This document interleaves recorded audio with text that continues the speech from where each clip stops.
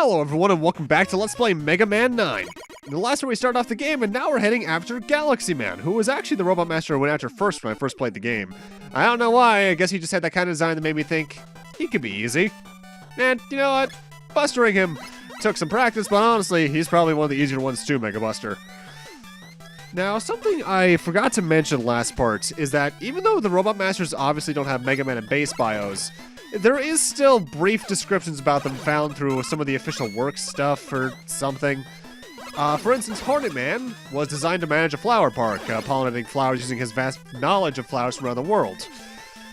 Which, you know, at least they have that kind of character stuff. For instance, as well, Splash Woman was created to rescue swimmers in ships lost at sea, being an expert swimmer. Also, apparently, fond of karaoke. And Concrete Man is a construction robot built to be the supervisor of a dam's destruction.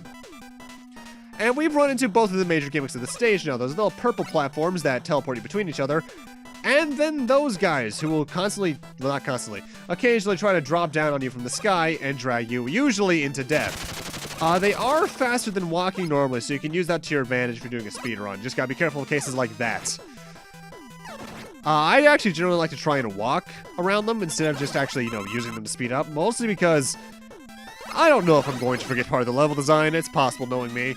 So, yeah, it's potentially very troublesome. Now, when it comes to these pink, purpley things that teleport you, their teleportation is set. One will always take you to the other, and in cases where there's, like, more than two, it's not randomized. So essentially it becomes a platforming puzzle of figuring out the way to get to your destination. And if you know the game well enough, you can actually skip some of them that they intend you to take and get to the end of a stage quicker. Which, you know, that's nice. Also extra life. After I take care of this weird gelatin devil thing, I will get around that. I believe the way they want you to take that normally is probably to use Rush Coil, but Hornet Chaser's just easier. Also, as for Galaxyman's little description, he was designed to work in a space research center where he could calculate the trajectories for rockets. And apparently he loved observing stars. Honestly, I don't know what it is, though, about Galaxyman on the whole, aside from maybe just a cute-looking design. It made me choose him first, because I've never been quite certain, looking back, what my ways of choosing the first Robot Masters was in Mega Man games. Well, Robot Masters, Mavericks, all that stuff. Or you can choose them, at least. I guess in some way it's based off design. Like, I always try to choose who maybe look the squishiest and something like that, and hopefully I would beat them. And looking back, I guess that did kind of work, because, like, that's how I chose Windman first in 6. In X1, that's why I chose Chill Penguin, all that sorts. The only series where I guess it doesn't really apply as much is the ZX and Zero series, since, well, except with the exception of 04, where all 8 of the bosses are available at once, you only have 4 bosses to work with there, so you kind of have to think a bit more. And obviously there's the Battle Network games where everything is set in a certain way because it's an RPG. Either way, it's time for Galaxyman. He's weak to the concrete shot, so get that out. And Galaxyman has basically 2 patterns. The one he tends to start with usually, but I think he'd like to be a rebel here. Yes, he did. Is that he'll fly from one side of the screen to the other on the bottom, slowly increasing in height until he's about maybe twice the height of Mega Man on the opposite side, like that. And the other one is that he likes to fly up higher in the air, like so, firing his black hole bomb, in which case will follow you for a bit, and then he'll start sucking you in, at which point he'll actually appear right beneath it so he can try to touch damage you. Not a very hard boss, hence why you can see why he'd be very easy to Mega Buster, but he could take some getting used to if you're new to the game. And for beating him, we get another fairly interesting weapon. We get that black hole bomb. And the way it works is that it's somewhat of a screen nuke, but not really. You fire it forward, and it's that little shorter, smaller one first, and when you press the button again, it becomes that. And that will damage everything within a certain radius of it, but it's not, like, screen-wide. It's really big, though. I figured out something from the product code on that piece of scrap Mega Man picked up. That robot's period of use had expired, and it was scheduled to be scrapped. I feel bad for those robots, but their expiration dates are decided by law. They were supposed to be scrapped? So why are they going crazy? More on what that means in a moment. First off, let's go check out the shop. You can exchange the screws you find for items here. So this is back from Mega Man 7 and 8, although like in 7 you can just get bolts from the enemies, of course. Extra lives are obvious, E-tanks are obvious, M-tanks are back from 7 because they weren't in 8 at all. And they still restore all your life and weapon energy. Eddie is a one-use item per time that'll make him come down to you and drop a random item. Beat will save you from bottomless bits. The energy balancer, when you pick up a weapon capsule when you're normal Mega Man, it'll cause that weapon energy to go to the lowest filled item, so that's extraordinarily useful. The guard power-up, which is the thing after the energy balancer, allows you to take half damage when you're venturing through a stage. I don't think it wears off until you leave the stage. I believe this is called the shock guard, which will prevent you from getting killed by spikes. The roll face will switch Roll's sprite there from her Mega Man 1 through 7 design to her Mega Man 8 design, which is a nice sprite, but not really worth it. And the Book of Hairstyles here will get rid of Mega Man's helmet at the cost of half of his defense. He'll take double damage from there on out. Overall, the only things I tend to buy in 9 are the energy balancer, 1 M-tank, and a crap load of E-tanks where I can. But yeah, that's about that. We'll be buying more stuff as we go through, obviously. But now, it's time for Jewelman. If I'm remembering correctly, Jewelman was designed to work in a diamond mine for cutting and polishing the rocks. Also, I love Jewelman's stage theme. It doesn't start off that good in my eyes, but oh, it gets good by the middle. And now something I haven't gone over very much with 9 is that it had DLC. It was the first Mega Man game to have DLC from memory. And the way you unlock it, first off, for both 9 and 10 in Legacy Collection 2, is on either game's title screen, press up, down, left, right, down, up, down. That's how I unlocked it for use. And in terms of what there is, the main 3 that we saw through the... well, no, rather, I didn't show it off. On the main menu, there was, I think it was Extra Games option back in Part 1. There are 3 in there. Proto Man mode, Hero mode, and Superhero mode.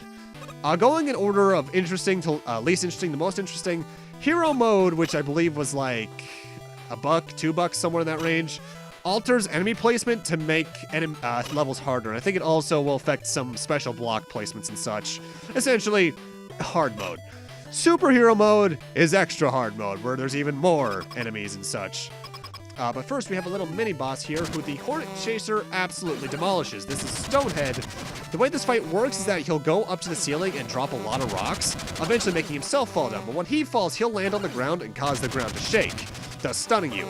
However, the Hornet Chaser can damage him even when he's up there. In fact, it'll cause him to fall, thus making his pattern go much faster. I love doing that because that fight can get a bit tedious. And either way, the last of the main 3 downloadable things is Proto Man mode. That was, I think, $2, maybe 3. And obviously you can play as Proto Man, but his moveset was different. He had the Proto Buster, which was essentially the Mega Man 4 Buster onwards. It had a charge shot. He could slide, and he even had his Proto Shield like in 7 for defense. I believe it only acted as a shield when you were standing still. Oh, there's my first death. When you were standing still or jumping and standing still. Essentially, you had to not be firing, I believe. And he also, I believe, had a lower shot than Mega Man because he bent his arm a different way to shoot. You couldn't access the lab for, the shop rather, to buy supplies, so essentially it's a hard mode in of itself. And it doesn't help by, similarly to the Book of Hairstyles, Proto Man naturally taking double damage than Mega Man. Double the damage that Mega Man takes. There we go, that's grammar. There are 2 other DLC things, but if you're playing on Legacy Collection 2, they're in there, but you have to go into a different menu to access it. You have to go into the Challenges menu from the Legacy Collection title screen. Those are Endless Attack and the Special Stage. We'll go over those in a bit. The Proto Man mode, though, is interesting, but honestly, I'm a bigger fan of how things were handled in 10. Either way, it's time for Jewelman. He's weak to Black Hole Bomb, so get that on out. Jewelman is our shield weapon user for this game. He uses the Jewel Barrier. The way he works is that he loves to try and run into you. However, he jumps when you jump. So essentially this becomes a game of jumping to make sure he doesn't touch you. Jewel Barrier will get sucked in by Black Hole Bomb. However, as you can see, he actually has to actively touch or at least get close enough to the black hole to actually get damaged. Not a hard boss. In fact, honestly, out of all the shield users in the series, he's probably the easiest once you realize he jumps when you jump. But for beating him, we get his dual satellite barrier, which is potentially the best shield weapon in the series because it doesn't move away when you move like the Leaf Shield did. It has a very good lifespan. I think it lasts a good while either way. And it won't go away immediately upon touching most minor enemies. You can also throw it, but I never do that. I've upgraded Rush to help you out. Stop!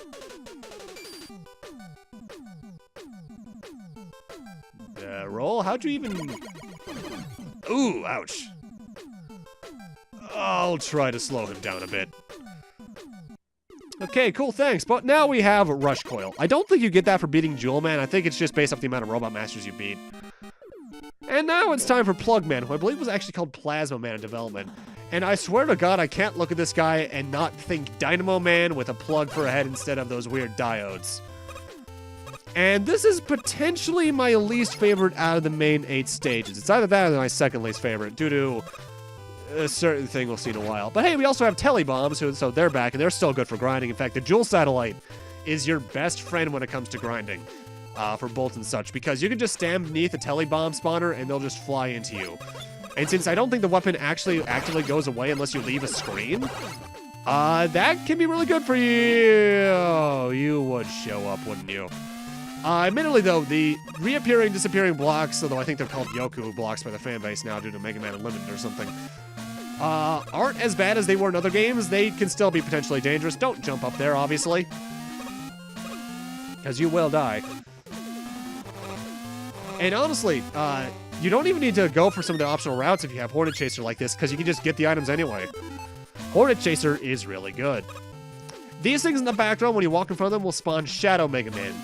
They're not like Shadow Mario in some of the Mario games where they'll follow your every move. They'll just try to stalk you and run into you. This is the reappearing, disappearing block section. That's probably the one that can be more dangerous. I used the Rush Jet there, as you saw, in order to skip a good part. And I have skipped this section with it, but I don't recommend it as much because it can be a little dangerous.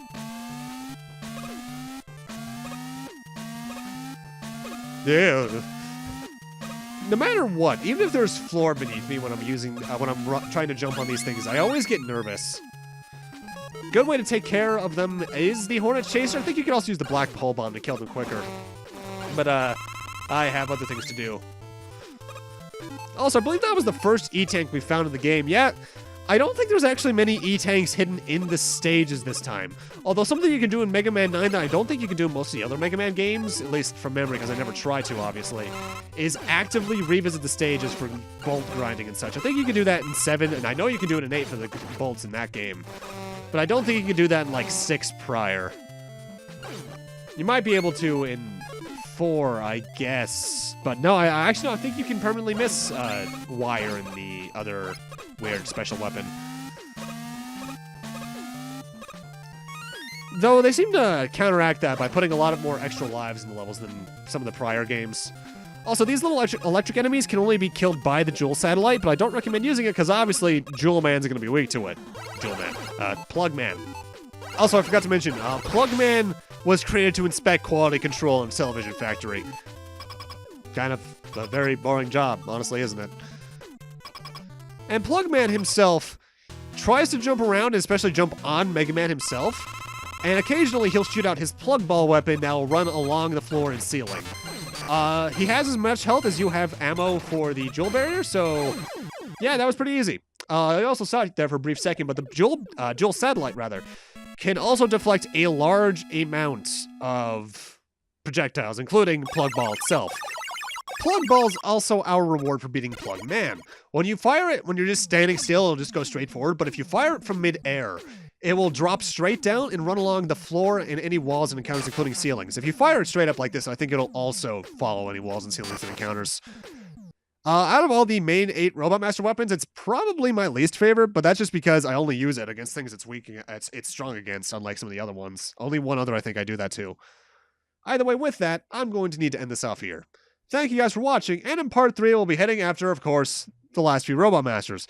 And I'll also be explaining that whole thing from the cutscene earlier about expiration dates. See you guys then.